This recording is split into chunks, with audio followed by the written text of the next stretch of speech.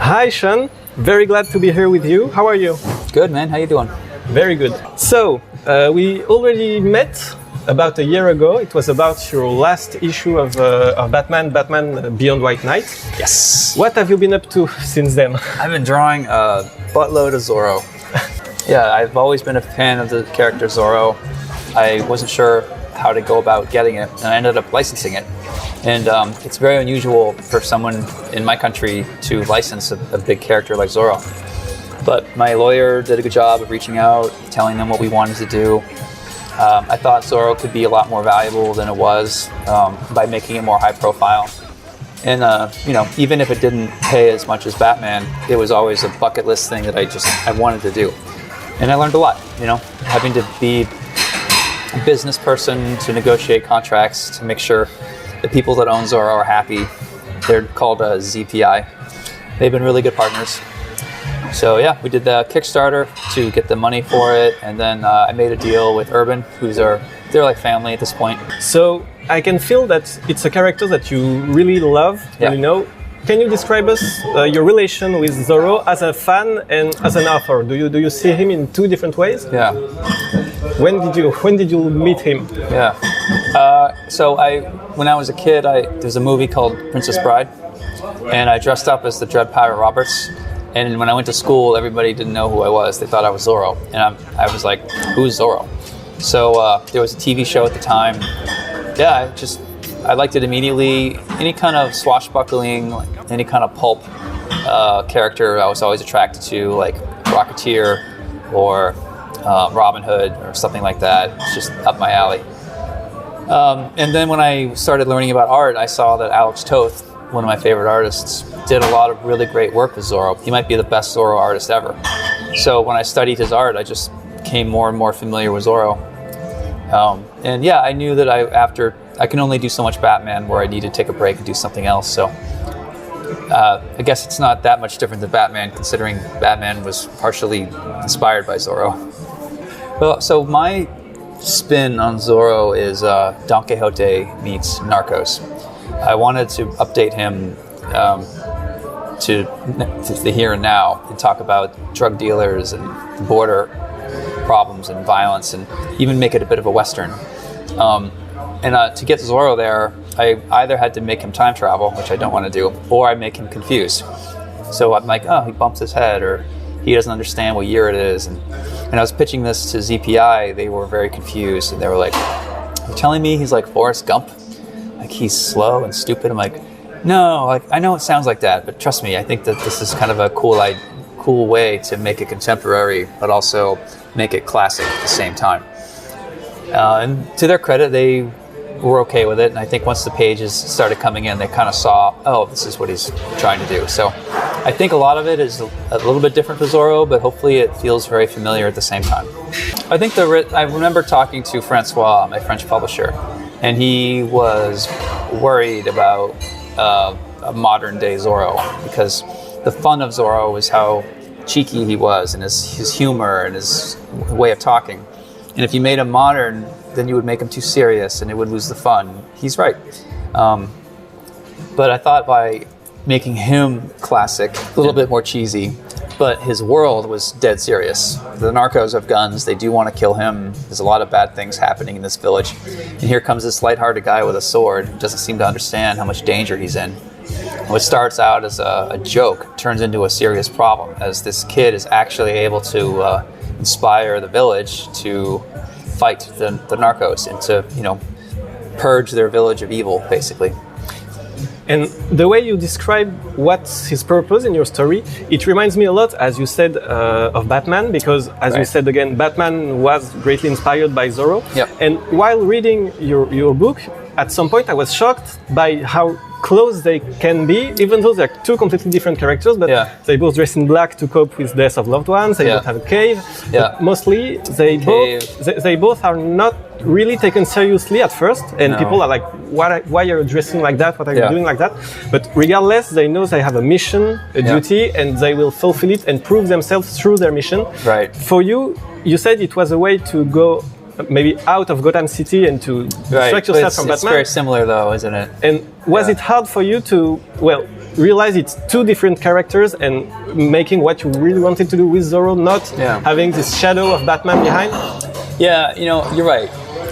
Zorro's horse, Tornado, it's kind of like his Batmobile. They each have a cave, they each have money, they each have a secret identity. But I think it's the tone of Batman that makes it so dark and serious. Zorro is not dark and serious, Even it takes place in a desert. In a way, he should be wearing orange and brown, not black. I guess I don't really. I know that the characters have a lot in common, but the tone of them is so different that they don't seem to be similar at all. And would you say that Zorro is a superhero? Sorry, or is he something else? Oh, he's a pulp hero, like Dick Tracy or the Rocketeer, or. Yeah, I think there's a certain category of pulp, or like the spirit, In most of your stories about really famous and already implanted characters such as Batman or Zorro, you really like to deconstruct them and to go to the basis of who they are, what they're meant, what's their purpose, and really try to deconstruct them to then rebuild them with your own point of view. Right. Would you say it's something that you would agree of? Yeah. It's funny, there's a lot of pushback with creators who want to deconstruct or reinvent. It's almost a bad word.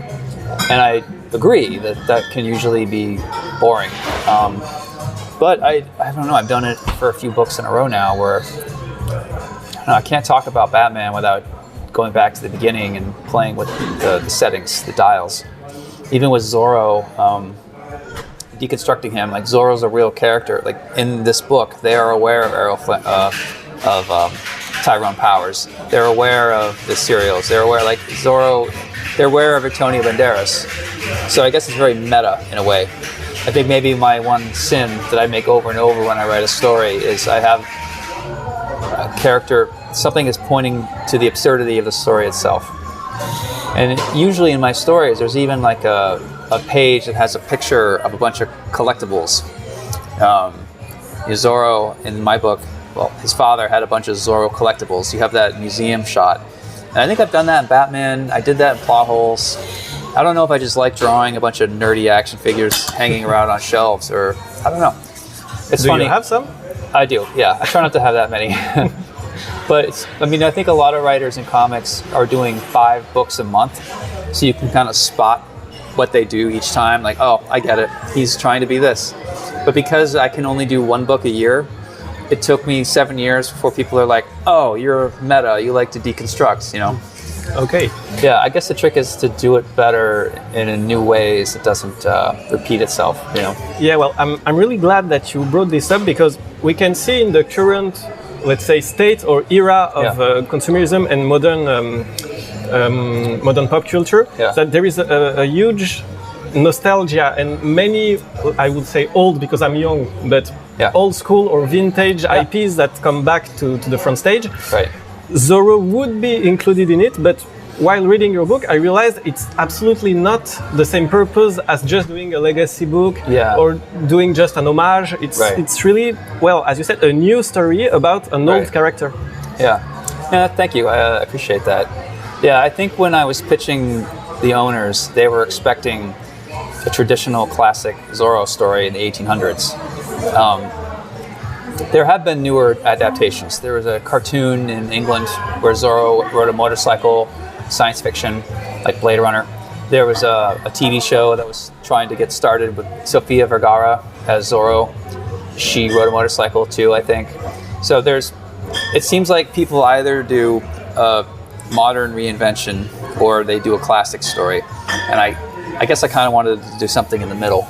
It talked about why the pulp history of Zorro is important, but put it in modern context, Like it's a silly, forgettable story, except there are actually drug dealers in this village who are killing people.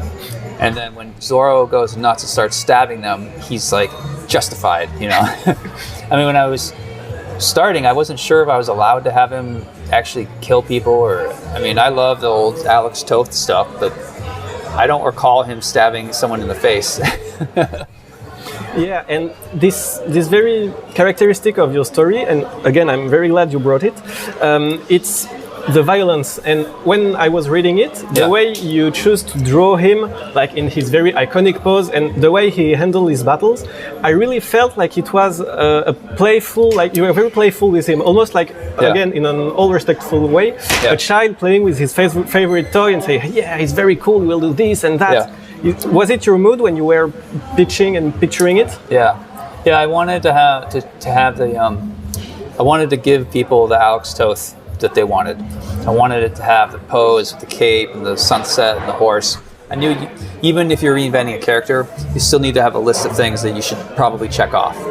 You want to do something new but familiar, you know? So as long as you do those things, then if you set it in the modern day and there's cars, people feel satisfied because at least they got the horse, they got the sunset, they got the villagers, you know? I think maybe when people reinvent it and they don't give their readers any of the things they're expecting, you feel a bit betrayed, you know?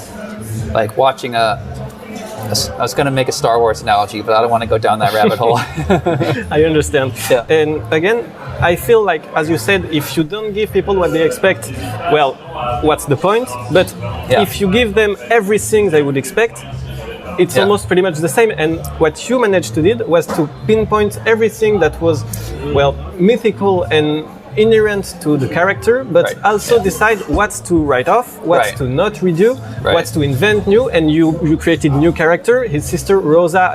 Well, I really enjoyed the way you treated this character, and I think it's really characteristic of how good you can be to create new stories about again something that already exists. I never written a gay character before, and the point of Rosa isn't to have a gay character, but I thought it would be interesting to just show some diversity, but not to dwell on it too much. You know, in America, you can get in trouble if you're a straight white guy writing lesbian, Latino, whatever. But I think if you do your job well and you're clearly showing respect for the source material, it's okay. I had a few.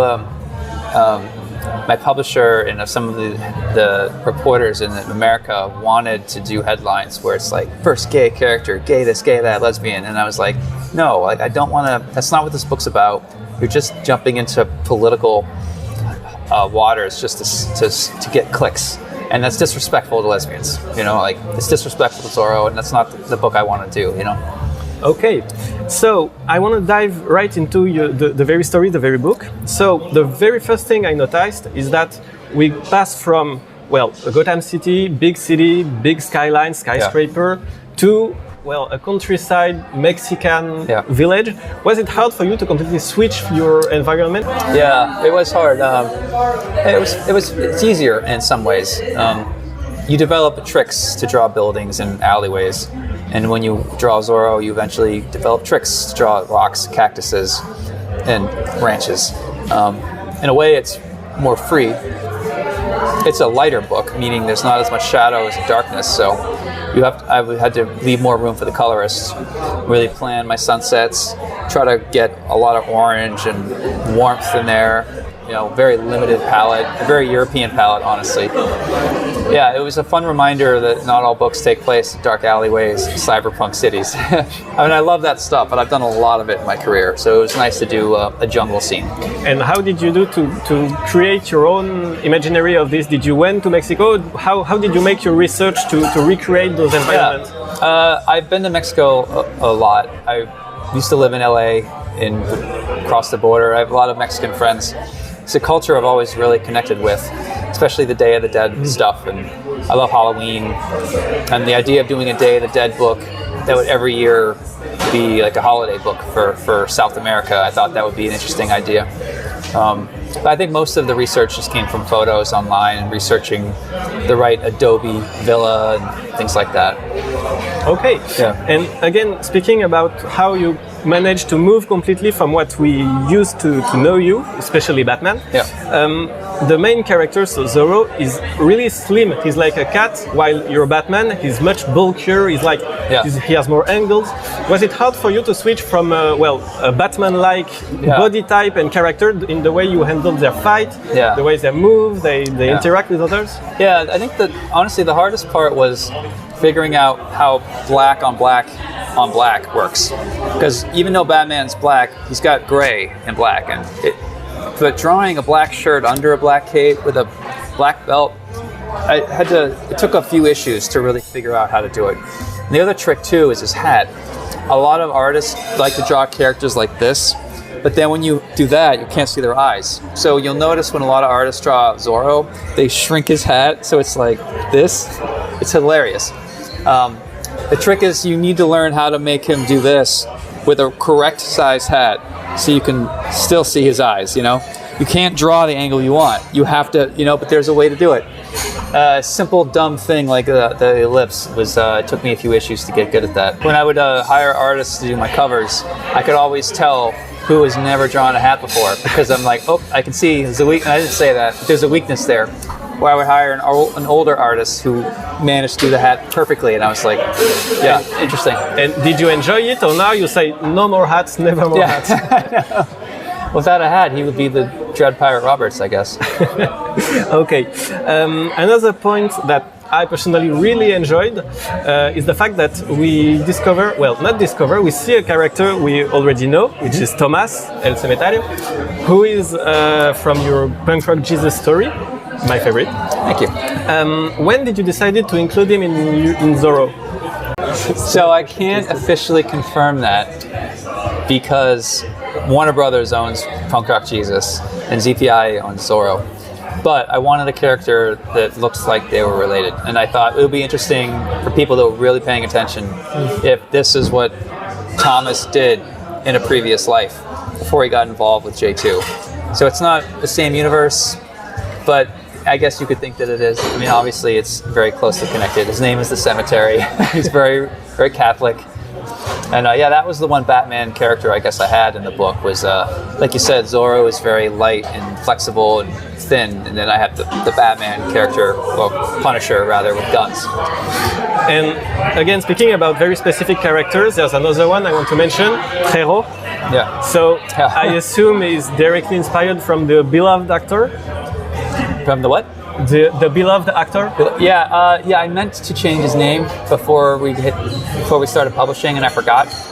So I love his character. If Danny ever reads this, I hope he's okay with it because it's clearly an homage to him.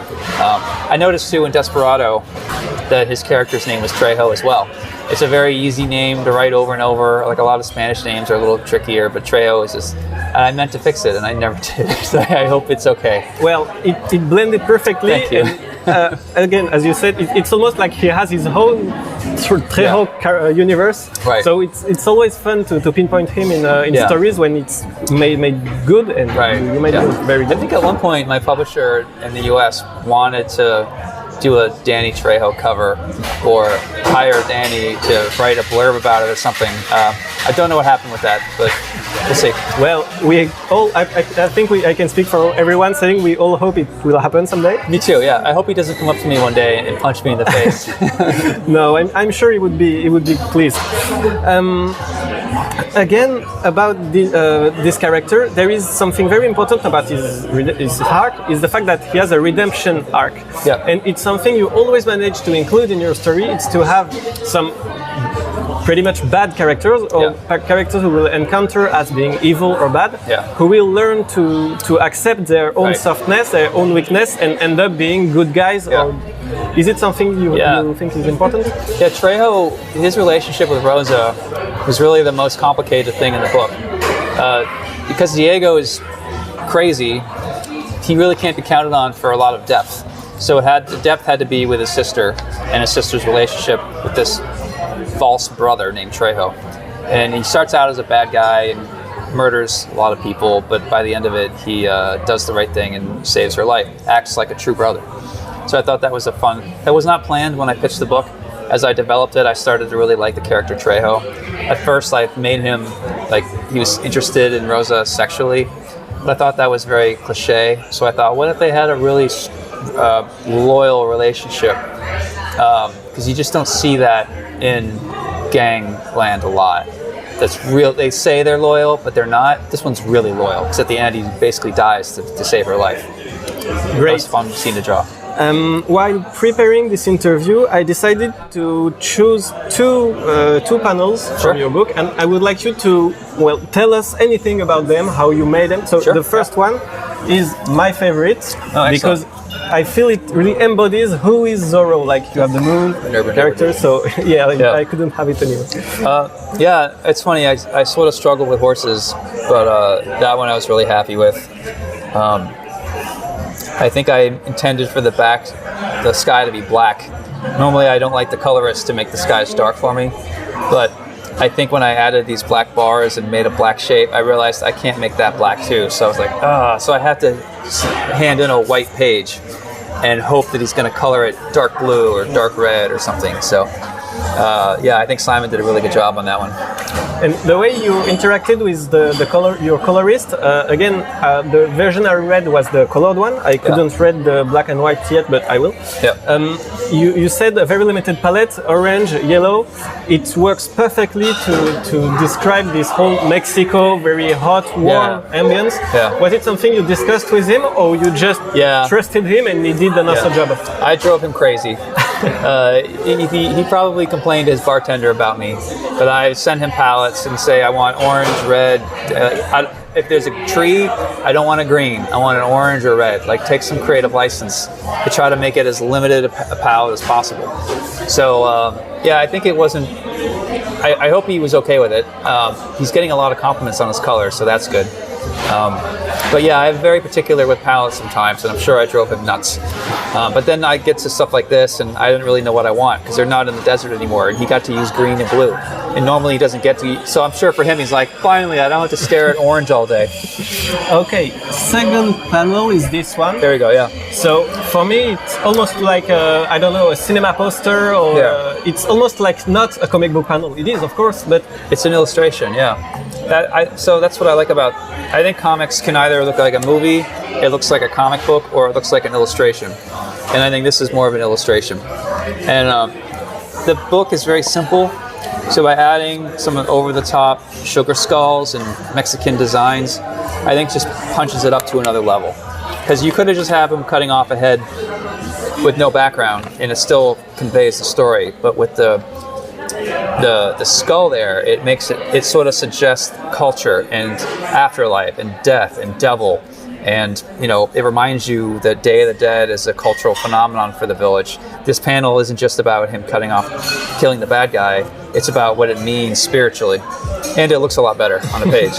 Absolutely. I couldn't agree more. Thanks. Well, I just want to mention the last one. So it's an alternate cover from Lee Bermejo. So again, what could you tell us about this one? How did you feel when you first saw it? Lee killed it. He's a very good friend of mine. And he doesn't know how to do a bad job. I get covers sometimes from people who are like, it's a gift for Sean. I'll just do like a quick cover. And I like those covers too. But Lee went wild. For him to plan the dirt bike and boots and the shin guards, that's not easy to do. But I don't think Lee knows how to switch it off. I think he called himself a texture file, and it drives him nuts that he's like this. I think these are his own words. So when I saw this, I was like, oh, poor Lee. He felt like he needed to do a dirt bike, and every single piece of rubber on that tire, like, Jesus Christ, man, shoot me in the face. Like, I have a lot of detail in my art, but Lee takes it to another level. Awesome. Yeah. So, one of my favorites. Great. Does France hold a special place for you as an author? Yeah.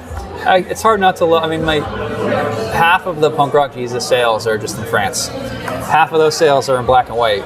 I don't know. I've just done very well in France. And when you're traveling here, and I have a translator, and I've got friends and family now, it's hard not to have a good time in France. So I'll always be a Francophile for sure. And you said while pitching and while creating Zorro, you spoke about it with your French publisher. Yes. So how did this influence you? Like, was it a great help, I suppose, for you? Yeah. So he mostly stayed out of it because he knew I was working on this with my own team back in the U.S. But for my next book, I would like to work with Francois and have him actually edit, not just take a finished book and then make it French. It'd be interesting to have him help me with plot ideas and, hey, a French market might really like this idea. Can you do that maybe? So that's something I'd like to try in the future, is give him more control. And do you plan any future for Zorro? Like maybe a second issue? Yeah, well, I left it open at the end. His sister and they're both Zorros in a way. Yeah, I don't know. I'll have to see. I need a break for a while. I have a lot of Batman to do and some other ideas in my head.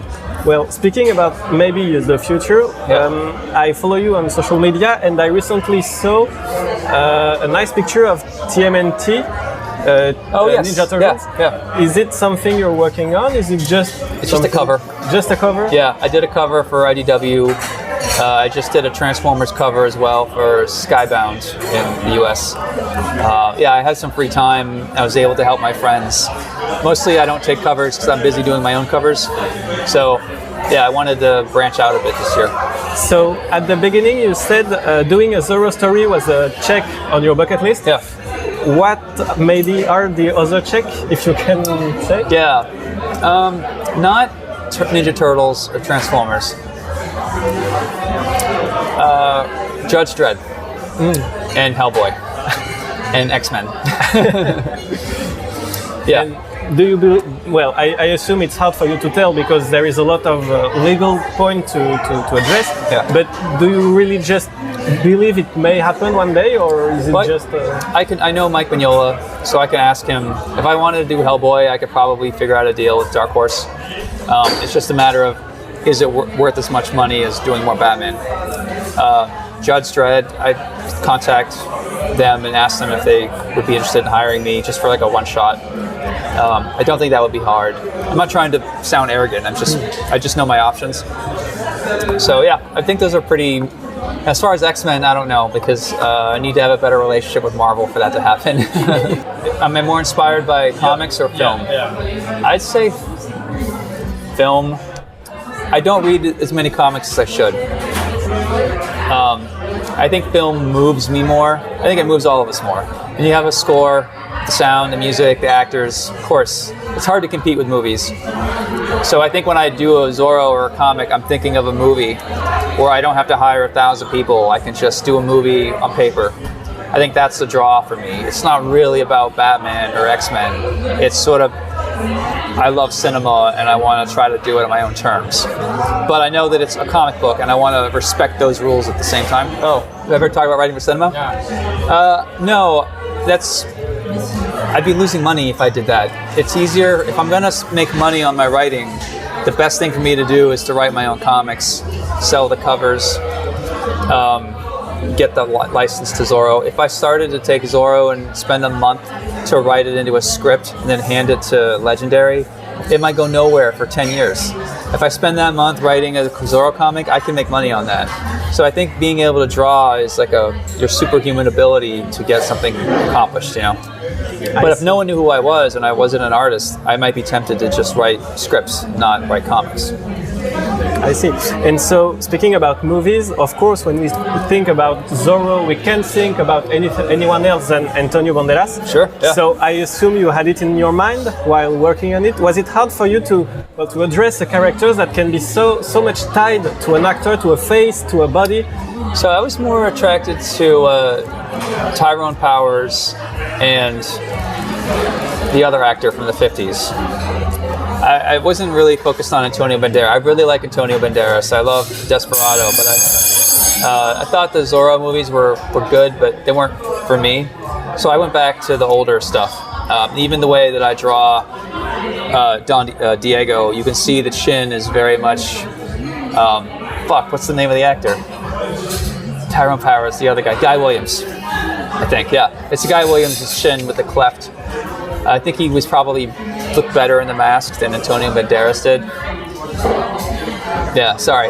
No. I love Antonio Banderas, but for me it was the old stuff. Okay, great.